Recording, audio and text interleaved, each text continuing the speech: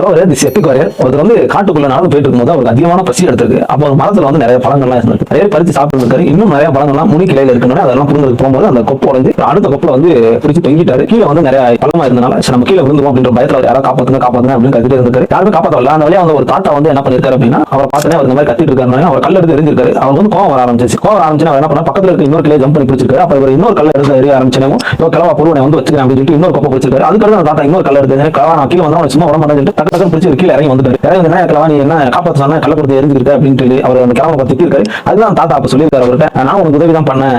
பயத்துல வந்து உன்னோட மூளை வந்து உறைஞ்சு போச்சு. நீ எதுவுமே யோசிக்காம இருந்தா நான் கல்ல கொண்டு எரிஞ்சா உன்னோட மூளை செயல்பட ஆரம்பிச்சு உன்னோட நோக்கம் ஃபுல்லா என்ன தண்டிக்கணும் அப்படின்றதுல வந்ததுனால நீ ஈஸியா கீழே இறங்கி வந்துட்டு அப்படின்னு அப்புறம் அவருக்கே தோணி இருக்கு. நம்ம இவ்வளவு நேரம் தொங்கிட்டு இருந்தோம் நமக்கு எந்த தோணவே இல்லை. அடிக்கணும்னு நினைச்சேன் நம்ம கீழே இறங்கி விட்டோம். அது மாதிரி பயத்தினால வந்து நம்ம மூளை வந்து நிறைய நேரம் மங்கி போயிருது. அதெல்லாம் வந்து நம்ம தவிர்த்துட்டு எவ்வளவு பயத்துல எவ்வளவு பதத்துல இருந்தா நம்ம கொஞ்சம் ஆழமா சிந்தோம் அப்படின்னா நம்மளால வந்து எவ்வளவு பெரிய பிரச்சனையில இருந்தாலும் வெளியே வர முடியும். இதெல்லாம் நம்ம யோசிச்சு செயல்பட்டோம் அப்படின்னா நம்ம வாழ்க்கை வந்து ரொம்ப சிறப்பாக இருக்கும்.